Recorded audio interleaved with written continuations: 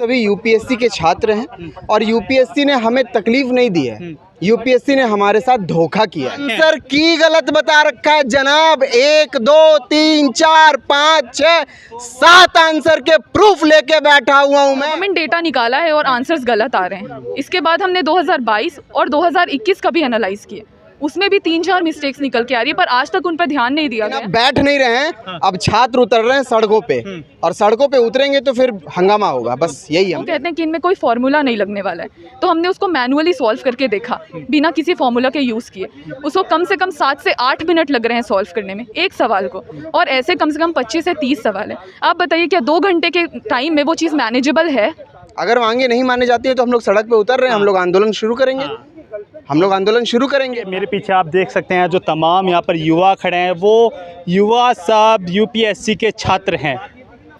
अपने ये प्रोटेस्ट कर रहे हैं आज दिल्ली की सड़कों पर, ये अपना आंदोलन कर रहे हैं। ये जानते हैं क्या वजह है, क्यों आज इनको दिल्ली की सड़कों पर उतरना पड़ गया।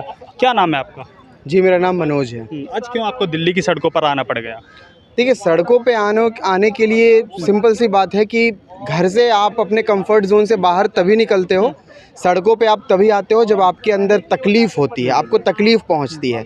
हम सभी यूपीएससी के छात्र हैं और यूपीएससी ने हमें तकलीफ़ नहीं दी है, यूपीएससी ने हमारे साथ धोखा किया है। किस तरीके का धोखा किया है यूपीएससी? जी, यूपीएससी ने सबसे पहला धोखा ये दिया है हमारे को कि 2023 में जो प्रश्न पत्र बनाया है इन्होंने, वो प्रश्न पत्र एक छलावा है। उस प्रश्न पत्र में इन्होंने सिलेबस का क्लियर कट वायलेशन किया है। सीसैट में जो सिलेबस मेंशन है उसको साफ तौर पे इन्होंने क्रॉस किया है, आगे जाकर के बाहर बढ़ के सिलेबस से पूछा है। हमने सिर्फ इतना कहा कि भैया अगर तुम्हें बाहर का पूछना है तो तुम सिलेबस में लिखो ना भाई, तुम मूर्ख क्यों बनाते हो छात्रों को? अगर तुम्हें यही पूछना है कि तुम कहते हो हम 10वीं के स्तर का पूछेंगे, अगर तुम कह रहे हो तो हम 10वीं के स्तर का तैयार करके आ रहे हैं। तुम्हारी इच्छा है कि तुम आईआईटी पूछोगे, ग्रेजुएशन पूछोगे, मास्टर्स पूछोगे, तो लिखो ना भाई। तुम्हारे पेट में दर्द क्यों हो रहा है, लिखने में तकलीफ क्यों हो रही है तुम्हारे को? क्योंकि तुम लिख नहीं पाओगे, तो इस वजह से तुम सिलेबस का वायलेशन करके क्लियर कटली तुम धोखा दे रहे हो छात्रों को। तो इस चीज को लेकर के हम लोग कोर्ट में तो गए हैं, लेकिन अब बैठ नहीं रहे हैं, अब छात्र उतर रहे हैं सड़कों पे और सड़कों पे उतरेंगे तो फिर हंगामा होगा, बस यही हम कहना कहा जाता है यूपीएससी का जो एग्जाम होता है काफ़ी टफ होता है, इतना इजी नहीं होता, लेकिन उसमें पर्सन पूछ भी लिया तो क्या दिक्कत है, क्या आपत्ति है आपको? क्योंकि जो टीम है यूपीएससी की उन्होंने तो बनाया होगा ना क्या पूछना है क्या नहीं, रणनीति जो। सर देखिए, मैं आपको एक चीज़ क्लियर करना चाहूँगा और आपके दर्शकों को भी ये बात समझाना चाहूँगा कि पेपर टफ आ जाए इससे हमें समस्या ही नहीं है। पेपर बनाओ तुम टफ। आप बिलीव नहीं करेंगे, आप यूपीएससी के छात्रों से, जितने भी छात्र देख रहे होंगे अभी इस समय आपके इस वीडियो को, मैं उनसे कहना चाहूँगा कि छात्र तो मनाते हैं कि पेपर टफ आ जाए। पेपर टफ आता है ना तो जो लोग तुक्के के भरोसे पे और इन सारी चीज़ों को करके पास हो जाते हैं वो निकल लेते हैं, फिर जो मेरिट होता है वो क्लियर होता है। लेकिन आप सिलेबस का वायलेशन कर रहे हो, आप 1.5 साल बाद आंसर की दे रहे हो, तो पता चल रहा है आपके आंसर की में 7 से 8 प्रश्नों के उत्तर आपने गलत बता रखे हैं। आप बोलते हो हमारे आंसर की में ही गलत बता रखे हैं। आंसर की गलत बता रखा है जनाब। 1 2 3 4 5 6 7 आंसर के प्रूफ लेके बैठा हुआ हूं मैं। 7 दूनी 14 नंबर होते हैं। 100 नंबर का 200 मार्क्स का पेपर है, उसमें से 14 नंबर का ये खेल हो गया। क्यों ना आवाज उठाएं, क्यों ना आवाज उठाएं? ये गलती, आखिर इतनी बड़ी गलती कैसे कर सकते हैं? ये तो जो युवा है देश के भविष्य के साथ खिलवाड़ कर रहे हैं इस तरीके से। देखिए सर, मुझे भी समझ में नहीं आता है कि यूपीएससी जैसी बॉडी इस प्रकार की गलतियां कैसे कर सकती है। तो एक बार को तो मेरे मन में ये प्रश्न आता है कि यार नहीं यार, मतलब गलती से गलती हो गई होगी। फिर सोचता हूँ यार, मतलब गलती से गलती हो गई तो एक आधा प्रश्न में हुआ होगा, 7 प्रश्न 8 प्रश्न, क्या कुछ इसमें गड़बड़ी है? क्या कुछ तो है डाइसी सा। तो किसी यूपीएससी के अधिकारी से आपकी बातचीत हुई इस बारे में? सर डॉक्टर अरुण कुमार सक्सेना जी हैं, यूपीएससी के प्रीवियस वो जॉइंट सेक्रेटरी रह चुके हैं, उनसे बात हुई हमारी। क्या कहना है उनका? उनका कहना है कि यूपीएससी ने क्लियर कट सीसैट के पेपर में सिलेबस का वायलेशन किया है। आंसर की में जो ये लोग गड़बड़ियां कर रहे हैं ये भी वायलेशन है, छात्रों के साथ धोखा है। उन्होंने क्लियर कट बोला, हमारे पास वीडियो पड़ा हुआ है, सबूत चाहिए होगा हम दे देंगे आपको। लेकिन धोखा है उसके बावजूद भी वो ज्वाइनिंग करा रहे हैं। सर सब चीज़ क्लियर कर दिए। देखिए, आपको ये समझना पड़ेगा कि ये कॉम्पिटिटिव एग्जाम है, ठीक है ना। कॉम्पिटिटिव एग्जाम में क्या होता है कि जितनी वैकेंसी निकाली है ना इन्होंने, उसके अनुसार उनको छात्र भरने ही भरने हैं उतने में से। ये सीबीएसई का एग्जाम नहीं है कि आपने एक पेपर में अगर 30 नंबर आपने स्कोर किया तो आप फेल हो जाओगे। जी नहीं, आपने 33% स्कोर करोगे तो सीबीएसई में तो आप हर पेपर में पास हो जाओगे। यहाँ पे कॉम्पिटिटिव एग्जाम के नेचर में आपको एक बात समझनी पड़ेगी कि हो सकता है कि पेपर इतना टफ आ जाए और 0 मार्क्स बकायदा कट ऑफ डिक्लेयर हो जाए कि जिस बच्चे के 0 मार्क्स आए हैं वो भी सिलेक्टेड कैंडिडेट है। ऐसा भी हो सकता है। जो भी पढ़े लिखे लोग देख रहे होंगे, कट ऑफ के जानकार होंगे, वो समझ पा रहे होंगे मैं क्या कहना चाह रहा हूँ। अच्छा, जो लोग इस वीडियो को देख रहे हैं उनके मन में एक सवाल ज़रूर उठ रहा होगा, अगर आपका यूपीएससी क्लियर नहीं हुआ है तो इसलिए आप सवाल जवाब खड़े कर रहे हैं यूपीएससी पर, ठीक है। अगर आपका सिलेक्शन हो जाता तब भी ये वाकई जवाब और सवाल होते आपके? सर देखिए, ऐसा है कि क्लियर नहीं हुआ है ये बोलने से पहले आपको सोचना पड़ेगा। हम लोग कौन हैं? आप जानते हैं हमें? मैं बताता हूँ हम लोग कौन हैं। हम लोग वो हैं जो जिन्होंने कई बार प्रीलिम्स क्लियर किया हुआ है। हम लोग वो हैं जिन्होंने कई बार मेंस लिखा हुआ है।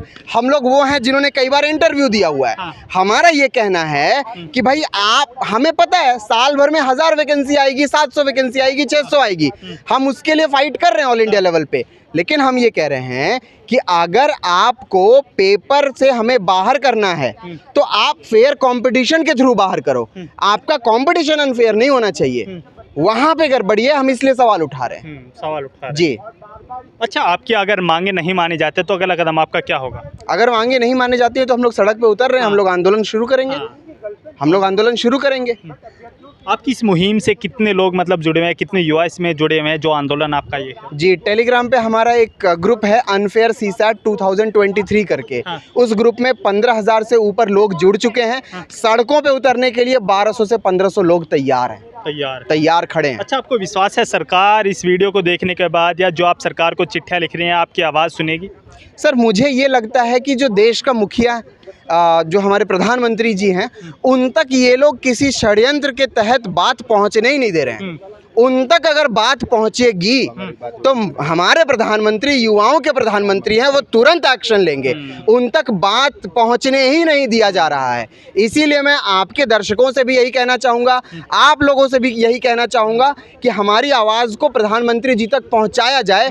एक बार उन तक आवाज़ पहुँच जाएगी। आपको लगता है उन तक आवाज़ नहीं पहुँच रही? जो आप लेटर लिख रहे हैं उन तक नहीं पहुँच रही? सर, क्लियरली नहीं पहुँच रहा है। उनको कोई हिंट नहीं है इस बात की। उनसे छुपाई जा रही है बात। ये लोग अंदर खाने अपने लेवल तक ब्यूरोक्रेसी उसको रोक के रखना चाह रही है, अपनी गलतियों को छिपाना चाह रही है। क्योंकि अगर प्रधानमंत्री जी तक बात पहुंचेगी तो प्रधानमंत्री जी पूछेंगे ना कि भाई कैसे कैसे गड़बड़ी कर दी तुमने, तो ये बात रोकी कैसे जाए। तो वो लोग अपने स्तर पे रोक रहे हैं उसको। अच्छा, अब एक सवाल और अंतिम सवाल मैं आपसे लूँगा। 2024 में लोकसभा चुनाव आगामी है।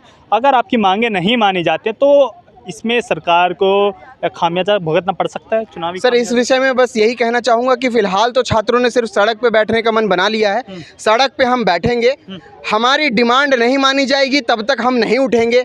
उसके बाद जहाँ तक रहा बात कि इसका खामियाजा सरकार को भुगतना पड़ेगा या नहीं भुगतना पड़ेगा, इस विषय में फ़िलहाल मैं सिर्फ इतना कहूँगा कि जो छात्र होंगे जब वो सड़क पे बैठे होंगे वो वहीं पर निर्णय ले लिया जाएगा कि सरकार को इसका खामियाजा भुगतना पड़ेगा या नहीं भुगतना पड़ेगा। हमारे साथ कुछ और स्टूडेंट हैं, उनसे बातचीत करते हैं। क्या नाम है आपका?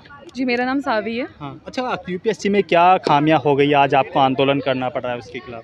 जी, जो इस बार का पेपर इन्होंने सेट किया है, पहली बात तो उसमें आउट ऑफ सिलेबस क्वेश्चंस है। आउट ऑफ सिलेबस मतलब उन प्रश्नों की तैयारी कोई करता नहीं है, क्योंकि वो जो इन्होंने नोटिफिकेशन जो ये जारी करते हैं उसमें ये कुछ मेंशनड ही नहीं है। आज तक इसके सवाल बहुत कम पूछे जाते थे। पिछले बार भी इन्होंने 6 से 7 सवाल पूछे गए थे, बट हमने उसको मैनेज कर लिया था। उसकी डिफ़िकल्टी को हमने मैनेज कर लिया था, अदर जो ईजी क्वेश्चन है उनको सॉल्व करके। अच्छा, हाँ, जी बोलिए। अच्छा, आपका कोई प्रशासनिक अधिकारी, यूपीएससी का जो अधिकारी, उससे बातचीत हुई इस बारे में? जी हाँ, मेरे दोस्त हैं जो खुद सिलेक्टेड हैं। इस बार उन्होंने दिया, इंटरव्यू सिलेक्टेड है वो।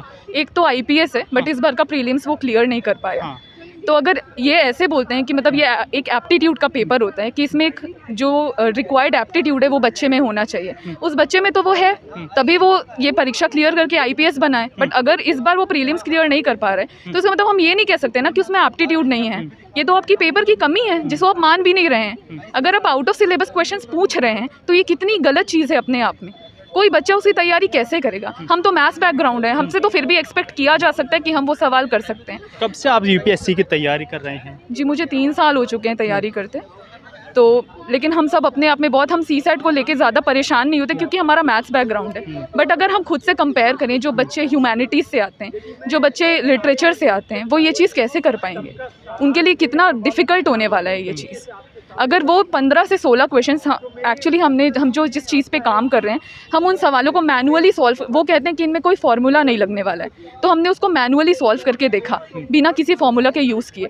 उसको कम से कम 7 से 8 मिनट लग रहे हैं सॉल्व करने में एक सवाल को, और ऐसे कम से कम 25 से 30 सवाल है। आप बताइए क्या 2 घंटे के टाइम में वो चीज़ मैनेजेबल है? क्योंकि ऐसा नहीं किया जा सकता, ये तो कोई भगवान ही आएंगे तो ही। कहा जा रहा है जो यूपीएससी की आंसर की आई है उसमें 8 जो आंसर हैं वो गलत है क्वेश्चन के आंसर, कितनी सच्चाई है इसमें? जी, ये तो सिर्फ 2023 की बात की जा रही है, क्योंकि अभी 2022 की अभी उसकी ऑफिशियल की रिलीज़ हुई है। हमने बैठ के उसको ट्रेस किया है सारे सोर्सेज को, मतलब गवर्नमेंट डेटा निकाला है और आंसर्स गलत आ रहे हैं। इसके बाद हमने 2022 और 2021 का भी एनालाइज़ किया, उसमें भी 3-4 मिस्टेक्स निकल के आ रही है, पर आज तक उन पर ध्यान नहीं दिया गया क्योंकि मुद्दा इतना बड़ा नहीं था। आज जो बच्चे अफेक्टेड हुए हैं वो बहुत ज़्यादा हैं, इसलिए इन चीज़ों को भी सामने लाने की कोशिश की जा रही है। आखिर यूपीएससी इतनी बड़ी गलती कैसे कर रहा है? क्योंकि जो माँ बाप होते हैं यूपीएससी कराने के लिए बच्चे के लिए पूरी अपनी ज़िंदगी दांव पर लगा देते हैं, लेकिन ये कहीं ना कहीं आपको लगता है देश के भविष्य के साथ खिलवाड़ हो रहा है? जी बिल्कुल हो रहा है, क्योंकि जो टैलेंटेड बच्चे हैं आप उन सबको एलिमिनेट कर रहे हैं। जो बच्चे आगे चल के प्रशासनिक सेवा में बहुत अच्छा योगदान दे सकते हैं, आपने उनको पहले ही किनारे कर दिया। मेरे कुछ दोस्त हैं जो इस बार सिर्फ ट्राई करना चाहते थे, अटेम्प्ट देके, उनकी कोई खास तैयारियां नहीं थी, वो सिर्फ ये पेपर अपनी मतलब प्रयास ऐसे देखना चाहते थे। उन सब का सिलेक्शन हो चुका है। मेरे 2 से 3 दोस्त हैं जिन्होंने सिर्फ मतलब उनकी तैयारी नहीं है, फिर भी वो सिलेक्टेड है इस बार, क्योंकि पेपर पूरा सीसेट पे बेस्ड था। अगर आपका सीसेट में 67 मार्क्स आ रहा है, आपका प्रीलिम्स में 70 भी आ रहा है और आप क्लियर कर रहे हो, ये कट ऑफ इतनी नीचे पहले कभी नहीं गिरी थी। तो अगर ये जो प्रीलिम्स होता है ये एक स्क्रीनिंग टेस्ट होता है, इसके कोई नंबर नहीं जुड़ते, आगे चल के मेंस में कंपटीशन शुरू होता है और इंटरव्यू पे ख़त्म होता है। सारा फाइनल लिस्ट जो आती है उस पर मेरिट तैयार होती है। यूपीएससी को आपने अपनी तरफ से कोई लेटर लिखा? जी बिल्कुल, बहुत सारे लेटर लिखे हैं। जी जवाब कोई ऐसा आता नहीं है। हमने बहुत सारे एमपीज़ को अप्रोच किया, कुछ अच्छे लीडर्स हैं उन्होंने लिखा, लेकिन कुछ जवाब सर आता नहीं है। 16,000 रिप्रेजेंटेशन जो यूपीएससी ने अपना पोर्टल खोला था कि अगर आपको किसी क्वेश्चन में संदेह है तो आप उसमें अपना रिप्रेजेंटेशन फाइल कीजिए, उसके 3 दिन के अंदर उन्होंने रिजल्ट निकाल दिया। तो आप बताइए 16,000 रिप्रेजेंटेशंस पे कुछ भी गौर किया होगा क्या? 3 दिन में उन रिप्रेजेंटेशंस को आपने कैसे बोल दिया कि हाँ आपने सब देख लिया है? हम लिखते हैं आरटीआई फाइल करते हैं, हम उसमें हम लिखते हैं कि क्या आपने मतलब आपका तो कोई जवाब आया नहीं कि आपने रिप्रेजेंटेशंस देखे हैं कि नहीं। वो कहते हैं हमने कंसिडर किया है। हमने कहा ना आपने कोई कमेटी बनाई, ना आपने इस पे कोई बहुत बड़ा इसका ऐसे किया, इसको बताया, तो आपने कैसे इसको कंसिडर कर लिया?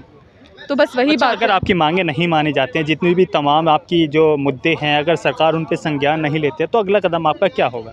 जी फिर तो ग्राउंड प्रोटेस्ट ही होना है, क्योंकि लीगल चीज़ें तो चल ही रही हैं। हम अपने लॉयर्स से मिलते हैं, हमारे लॉयर्स भी बहुत ज़्यादा सपोर्टिव है, इस चीज़ों को बहुत समझते हैं। प्रेस कॉन्फ्रेंस हुई थी, उसमें भी सारी चीज़ें उठाई गई, सब चीज़ें बोली गई, बट अगर ये चीज़ नहीं हो पाती है तो फिर ग्राउंड प्रोटेस्ट ही एक सहारा है। जी।